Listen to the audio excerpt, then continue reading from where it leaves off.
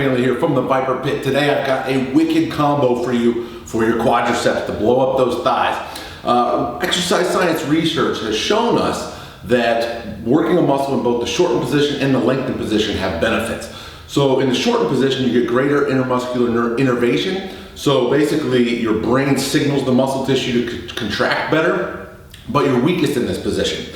In a lengthened or stretched position, you basically open up the muscle cells and allow a lot of blood to rush in, and you get a lot of muscular damage, which is one of the critical components of maximizing muscular hypertrophy. So what do? You take two exercises, a shortened position exercise and a lengthened position exercise, and put them in a superset. So A1, A2, meaning you do A1, no rest between, just long enough to get to the next exercise, then do your A2, then take a longer rest.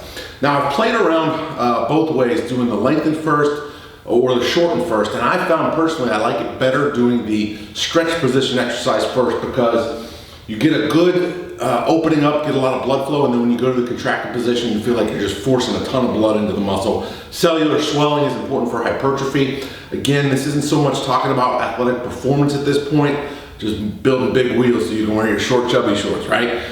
You'll never catch me wearing those, by the way. Side note, okay. So as for shortened position exercise, you can take your pick on this. Leg extension, leg press, back squat, front squat, any of those would work. For lengthened position exercise, I'd like you to do the sissy squat. Now, the sissy squat is an awesome exercise if done properly. You have a couple options for how to do it. One, you can have a sissy squat bench, which is your best bet. If you don't have that, you can rig something up like I'll show you here in just a minute. And finally, if you don't have any of that, you can do it just freestanding, holding on to a rack for support, and I'll show you that one as well. But give this pairing a try. You're looking at 3 to 5 sets of A1 and A2. 10 to 25 reps is perfect, anywhere in that range. And you're gonna be cursing my name for days after you try this one. First, let's look at the setup for the sissy squat. Okay, so you'll have to pardon the rookie camera work here, but I just want to be able to show you guys the setup. So I have the yoke bar here. You don't need a yoke bar, you just need a pad for behind your knees. You set that one up so it's just behind your knees and just below the knees, right on your calf.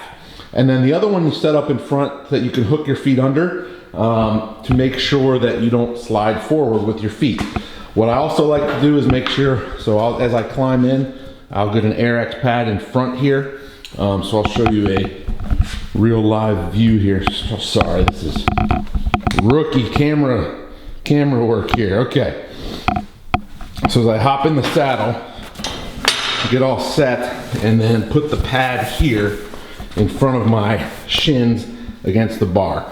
Now you'll notice I've got an ISO rack, so I have pegs that are this close apart. If you don't have one of those and you don't have the ability to set that up, what you can do, instead of using the safety squat yoke bar there, you could just get a stick or any kind of bar or dowel and take some straps, like TRX straps, attach them here, and then hook them to the front of the rack so that you have tension there and you can really lean back into it. Don't go to too much trouble on this though. If you don't have this set up, just stick to the bodyweight sissy squats, no worries. It'll still blow your wheels up. All right, so now we're gonna hop in the saddle and get to work.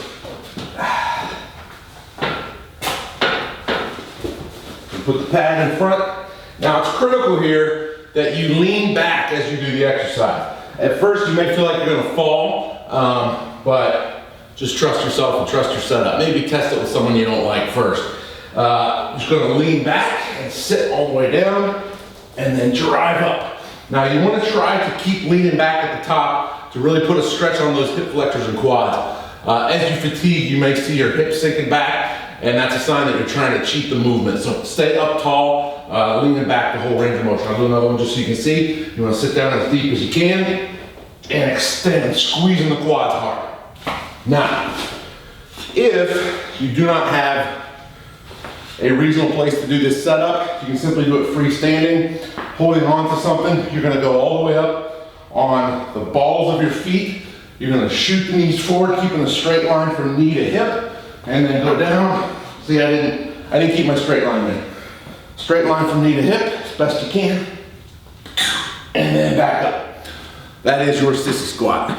All right, so to recap, You do your sissy squat first in the pairing. Do as many reps as you can, between 10 to 25. If you're strong enough, you can load it, holding the weight at your chest, and then move to your shortened position exercise. If your quads are freakishly strong and you can do sissy squats all day with no problem doing 100 reps, then do your heavier shortened movement first, like a squat, and then to pre-fatigue the quads, and then dig into the sissy squats as you fatigue. I'm Coach Ryan Finley from the Viper Pit. If you found this useful, please hit subscribe below, share this video with your friends. I'm out.